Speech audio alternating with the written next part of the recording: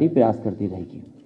मुझे खुशी है इस बात की कि प्रदेश की जनता समाजवादी पार्टी की तरफ देख रही है और जिस तरीके से महंगाई बढ़ी है, जिस तरीके से बेरोजगारी बढ़ी है और जिस तरीके से सपने दिखाए गए और आज 4.5 साल से ज़्यादा समय हो गया है, जो घोषणा पत्र जनता के बीच में रखा था वो अभी भी पूरा नहीं हुआ है। आज जब धान की फसल खड़ी है खेतों में, पूरे उत्तर प्रदेश के किसान को किसी को भी धान की कीमत नहीं मिल रही है। ये वही भारतीय जनता पार्टी की सरकार है जो किसानों को भरोसा दिला रही थी कि सरकार बन जाएगी, भारतीय जनता पार्टी के सरकार में उनकी आय दोगुनी हो जाएगी। आज वही किसान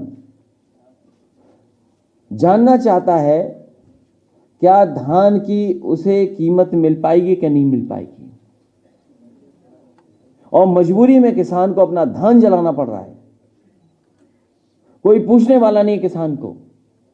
और इधर जो बारिश आई जिसकी वजह से बड़े पैमाने पे फसलों का नुकसान हुआ, आलू का नुकसान हो गया, धान का नुकसान हो गया और खेतों में जो फसलें थी उनका नुकसान हुआ। भारतीय जनता पार्टी की सरकार उन किसानों की मदद करने के लिए आगे नहीं आ रही और एक भी किसान की अभी तक मदद नहीं की गई। कई किसानों का पूरी की पूरी फसल चौपट हो गई। इन किसानों की आय दोगुनी होना तो दूर, लेकिन जिस तरीके से महंगाई बढ़ी है, डीजल, पेट्रोल, जरूरत की चीजों के पेस्टिसाइड, इंसेक्टिसाइड, ये सरकार उसके लिए कुछ नहीं कर रही और सरकार के पास कोई जवाब ही नहीं है। भारतीय जनता पार्टी के बड़े से बड़े नेताओं के भाषण सुने तो उन्हें लगता है कि महंगाई है ही नहीं, डीजल पेट्रोल की महंगाई नहीं है। कभी वही भारतीय जनता पार्टी जो डॉलर की कीमत के लिए कहती थी कि डॉलर की कीमत कहां जा रही है, रुपया कहां गिरता जा रहा है, आज भारतीय जनता पार्टी बताए कि डॉलर की कीमत क्या होगी रुपए के सामने। जिस तरीके से पेट्रोल 100 के पार है, उसी तरह यूके का पाउंड भी 100 के पार चला गया। जो लोग आय दोगुनी कर रहे थे उन्होंने महंगाई दोगुनी कर दी। बड़े बड़े आयोजन हुए थे लखनऊ में, चाहे वो डिफेंस का हो आयोजन हो और चाहे इन्वेस्टमेंट मीट रही हो। आज उत्तर प्रदेश की जनता जानना चाहती है और खासकर नौजवान जानना चाहते हैं कि उन इन्वेस्टमेंट के बहाने कितनी नौकरी और कितने को रोजगार मिला है। बड़ी बड़ी संस्थाएं जो बाबा भीमराव अंबेडकर जी ने हक और सम्मान देने के लिए रास्ता खोला था, जब सरकारी कंपनियां खत्म हो जाएंगी, सरकारी नौकरियां नहीं होंगी, तो आखिरकार वो हक और सम्मान कहां मिलेगा। भारतीय जनता पार्टी लगातार चीजों को बेच रही है। एयरपोर्ट दिखाई दे जाएगा तो एयरपोर्ट बिक जाएगा, हवाई जहाज दिखाई देगा तो हवाई जहाज बेच दिए, पोर्ट बेच दिए, रेलवे स्टेशन की जमीनें बेच दी, ट्रेनें बिकने जा रही हैं। और फिर जो जो सपने दिखाए थे नौकरी के, रोजगार के, महंगाई कम करने के, इन्वेस्टमेंट के, वो आखिरकार कहां हैं। ये भारतीय जनता पार्टी कपट, धोखे, छल के दलदल में खिला रहे हैं झूठ का फूल। भारतीय जनता पार्टी ने 4.5 साल में कपट से, धोखे, छल के साथ साथ दलदल में खिलाया है झूठ का फूल। और कितना भ्रष्टाचार है। मंत्री पे आरोप लगा रहे हैं, अधिकारी पे आरोप लगा रहे हैं। पहली बार ऐसा हुआ होगा कि एक अधिकारी दूसरे अधिकारी पर आरोप लगा रहा हो कि यह भ्रष्टाचार हो रहा है, बेईमानी हो रही है। एक मंत्री दूसरे मंत्री पर आरोप लगा रहा हो, उप मुख्यमंत्री मुख्यमंत्री पर आरोप लगा रहा हो। ये कहां हो रहा था। इसे झूठ के फूल का समय खत्म हो गया है। और साइकिल से तो इसलिए आपत्ति है, इसलिए परेशानी है कि ना साइकिल पे डीजल चलता है ना पेट्रोल चलता है। तो जो डीजल पेट्रोल समाजवादी लोग साइकिल चलाएंगे तो नहीं लेंगे, तो मुनाफा किसको मिलेगा।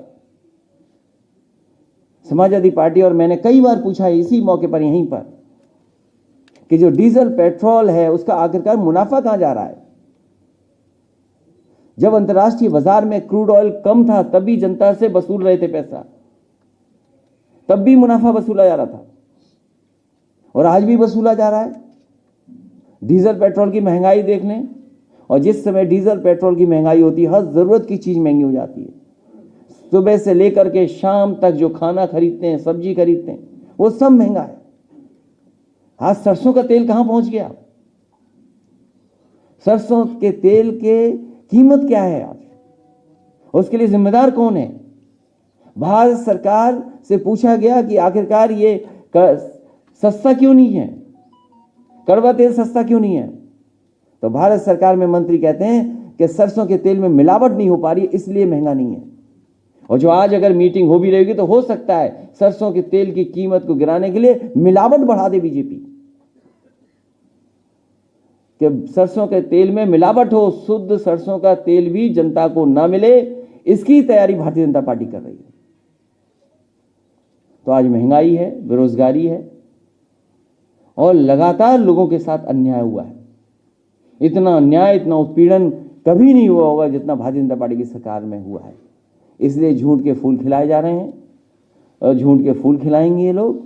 जनता इस बार सावधान है और मुझे खुशी है जिस तरीके का समर्थन सहयोग मिल रहा है, जिस तरीके से दूसरे दलों के लोग आ रहे हैं। मुझे पूरा भरोसा है कि आने वाले समय में हो सकता है उत्तर प्रदेश की जनता 400 से ज्यादा सीटें जिता करके अगली सरकार बना दे। खाद को लेकर के ललितपुर में दुखद घटना हुई कि जहां किसान लाइन में लगा रहा, उसकी जान चली गई। इस सरकार ने खाद खरीदने की कोई तैयारी नहीं की। जहां उत्तर प्रदेश सरकार, जो डबल इंजन की सरकार दिल्ली वाली सहयोग कर रही है, आखिरकार क्या वजह है कि किसान को डीएपी, किसान को खाद जब उसको जरूरत है तब नहीं मिल पा रहा है। और सरकार आखिर क्या क्या कर रही है? डीजल पेट्रोल महंगा कर दिया, खाद महंगी कर दी, डीएपी महंगी कर दी और खाद की बोरी से भी चोरी कर ली। प्रधानमंत्री मोदी आलू भी महंगा हो गया, दुगना रेट हो गया। सरकार में भ्रष्टाचार की साइकिल चलती थी, हम सुशासन ले रहे हैं। समाजवादी साइकिल को न पेट्रोल न डीजल की जरूरत है, न डीजल और पेट्रोल की जरूरत है। आखिरकार भारत सरकार ये बताए कि जो डीजल और पेट्रोल से मुनाफा कमाया जा रहा है, ये मुनाफा किसकी जेब में जा रहा है? क्योंकि साइकिल से आपत्ति यह है कि साइकिल जब चलेगी तो ना पेट्रोल ना डीजल, और जब पेट्रोल डीजल साइकिल नहीं खरीदेगी, नहीं पड़ेगा, तो मुनाफा नहीं मिलेगा उन्हें। और भ्रष्टाचार तो सोचिए, उप मुख्यमंत्री ने क्या मुख्यमंत्री के लिए चिट्ठी नहीं लिखी? क्या भ्रष्टाचार हुआ? क्या आईपीएस ने आईपीएस के लिए नहीं लिखा कि ट्रांसफर पोस्टिंग में पैसा लिया गया? उसकी जांच चल रही है। उप मुख्यमंत्री की लिखी हुई चिट्ठी, क्योंकि पिछड़े मुख्यमंत्री ने चिट्ठी लिखी थी, उसकी हो सकता है वो चिट्ठी कूड़ेदान में फेंक दी गई हो, क्योंकि पिछड़े जाति के उप मुख्यमंत्री ने कुछ जानकारी दी थी, कुछ जानकारी लेना चाहिए थी, आखिरकार उसकी जानकारी कहां है? तो सोचो, उप मुख्यमंत्री ने मुख्यमंत्री पर आरोप लगाए हों, वो चिट्ठी कहां है? आपको सार्वजनिक करनी चाहिए चिट्ठी। अगर ये सवाल आप पूछ रहे हो तो जिम्मेदारी आपकी भी बनती है कि वो मुख्यमंत्री की चिट्ठी मुख्यमंत्री के लिए लिखी गई, वो दिखाएं कहां है। और वो आईपीएस ने आईपीएस के ट्रांसफर को लेकर के जो भ्रष्टाचार हुआ था, उसकी जो जांच चल रही थी, उसकी रिपोर्ट कहां है?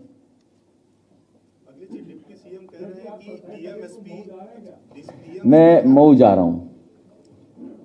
सवाल इस पर एक ये है कि ओम प्रकाश राजभर कह रहे हैं उन्होंने 2 हेलीकॉप्टर बुक किया है, एक आप आएंगे, इसे एक से वो आएंगे, तीसरा भी हेलीकॉप्टर। सवाल हेलीकॉप्टर का नहीं है, सवाल ये है कि ओम प्रकाश राजभर जी का दल और हमारे लालजी वर्मा जी, रामचंद्र राजभर जी, निधि सरोज जी और इधर हमारे रामप्रसाद चौधरी जी, त्रिभुवन दत्त जी और राममूर्ति वर्मा जी सब एक मंच पे बैठे हैं और पीछे देखो कितने बड़ी संख्या में लोग बैठे हैं। तीसरा साथी भी आएगा क्या? अब जब नेता ज्यादा हैं तो हेलीकॉप्टर में सीट कितनी होती हैं?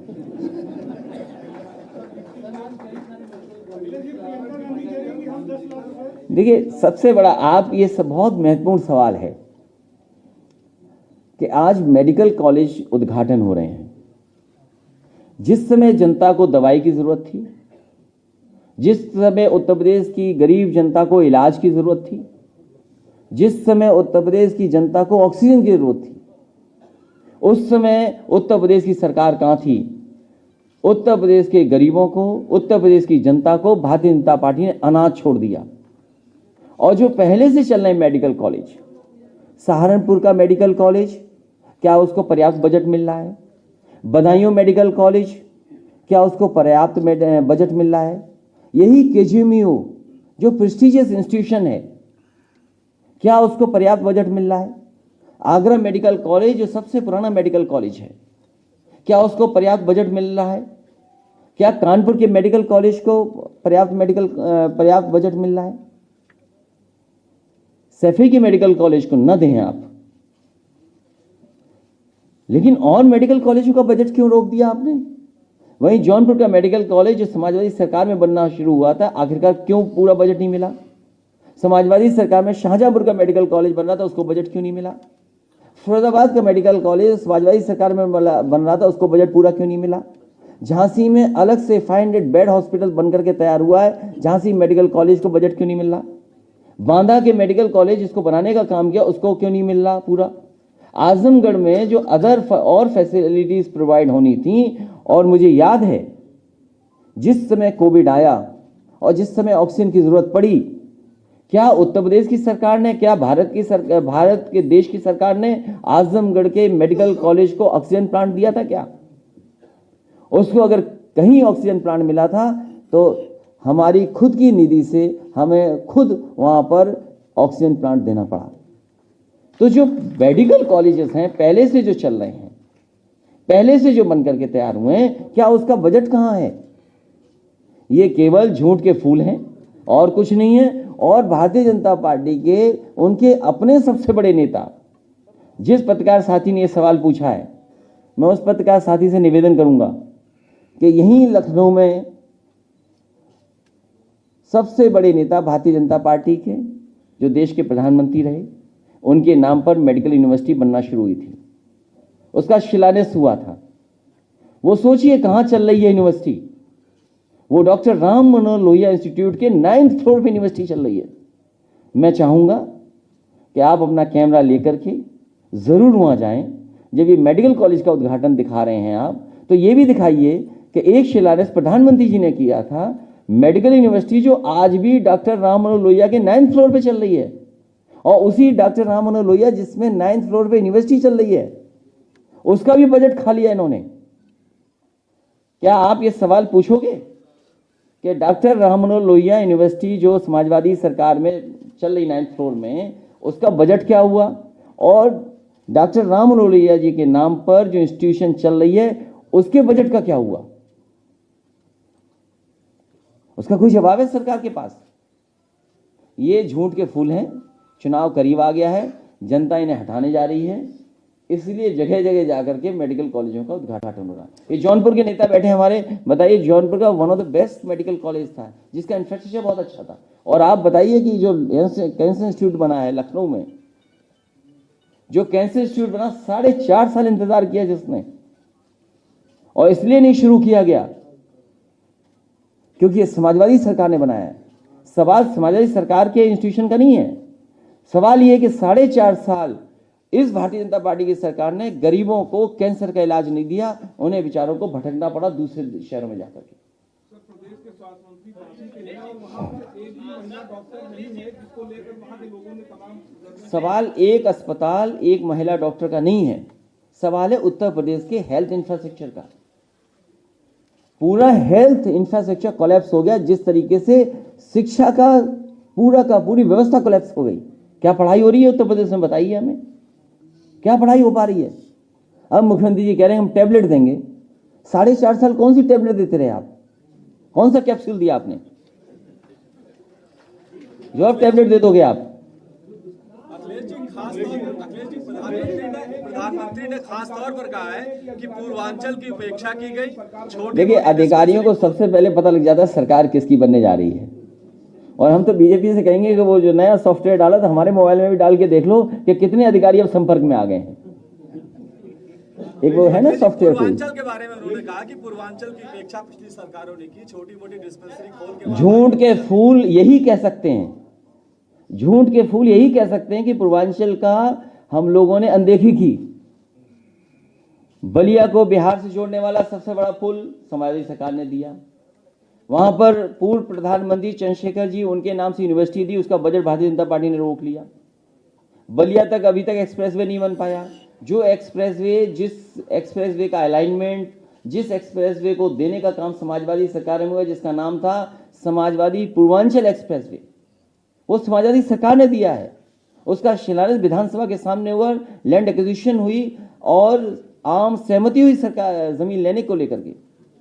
इस सरकार ने कुछ नहीं किया। जो मीडियन होता है सड़क का, जो सड़क का मीडियन था, जो इंडियन रोड कांग्रेस के स्टैंडर्ड से 12 मीटर होना चाहिए, 14 मीटर, केवल सड़क को बुरा बनाने के लिए, सड़क की क्वालिटी गिराने के लिए स्टैंडर्ड्स को कट डाउन किया। जो पैरामीटर्स थे उनको नीचे गिराया और ये दिखाने के लिए कॉस्ट कम हो जाए उस सड़क को बना रहे हैं, जिसकी राइडिंग क्वालिटी बहुत खराब है इस समय। समझ में आया, नहीं समझ में आया? अलाइनमेंट हमारी सरकार का, मीडियन मींस डिवाइडर। कॉस्ट कम करने के लिए 12 मीटर का डिवाइडर था, 12 मीटर का मीडियन था, वो छोटा कर दिया। और कहीं भी भारतीय जनता पार्टी ने वो काम नहीं किया जो सबसे प्रिय काम है उनका। सबसे प्रिय काम भारतीय जनता पार्टी का है शौचालय बनाना, और वो शौचालय बनाना जिसे पानी नहीं है। बताओ, समाजवादी पूर्वांचल एक्सप्रेसवे किनारे शौचालय कहां बनाए इन्होंने? मंडी नहीं बनाई। और हो सकता है, मैं आज कह रहा हूं आपसे, पंजाब के चुनाव देखते हुए, उत्तर प्रदेश के चुनाव देखते हुए, हो सकता है किसानों के कानून रद्द कर दी जाए तीनों, और फिर चुनाव के बाद नए कानून फिर आ जाएंगे। क्योंकि जिन्होंने साइलोज बना लिए, जिन्होंने प्राइवेट लोगों ने इंफ्रास्ट्रक्चर क्रिएट कर लिया है, क्योंकि ये सरकार उद्योगपतियों, बड़े लोगों की मदद कर रही है। ये जो कुशीनगर का एयरपोर्ट है, ये समाजवादी सरकार का देन है। हमें दुख इस बात का है कि किसी अखबार ने नहीं लिखा कि बजट किस सरकार ने दिया गया। मुझे दुख इस बात का है कि किसी पत्रकार साथी ने किसी अखबार में ये नहीं लिख के आया कि 260 करोड़ बजट या सैंक्शन किस सरकार ने किया। तो आप भी सोचो। और ये वो एयरपोर्ट इसलिए देखने गए, हम और आप भी अगर कोई मकान लें, घर बेचें, तो देखने जाते हैं। वो उद्घाटन नहीं था। वो गलत फहमी मत रहिएगा आप। कोई जमीन जब खरीदते हैं लोग तो उसको देखते हैं पहले। तो ये बीजेपी वाले देख आए हैं, हो सकता है उस एयरपोर्ट को भी बेच दें।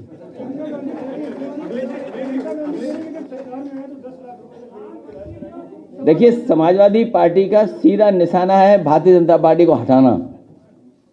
समाजवादी पार्टी भारतीय जनता पार्टी को हटाने जा रही है।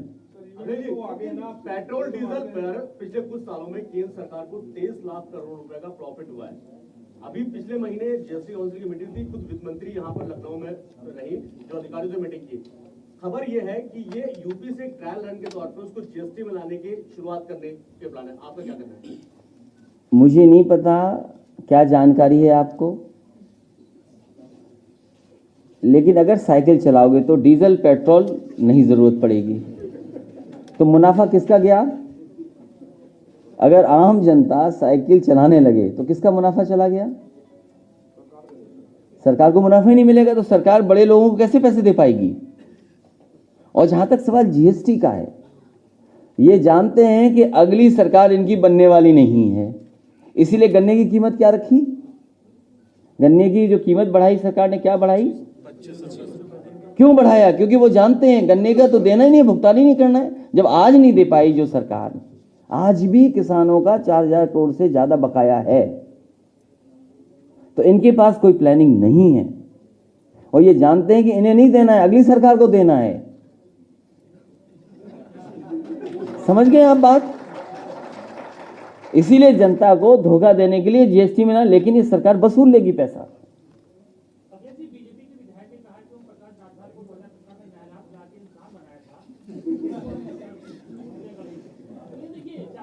जिस दरवाजे से ये लोग आए थे, बीजेपी के लोग, उसी दरवाजे को वो राजभर जी बंद कर दे रहे हैं।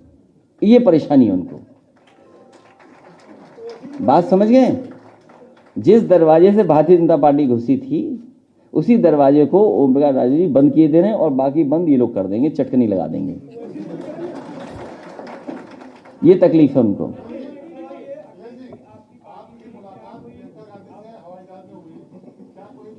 आपको क्या आपत्ति है?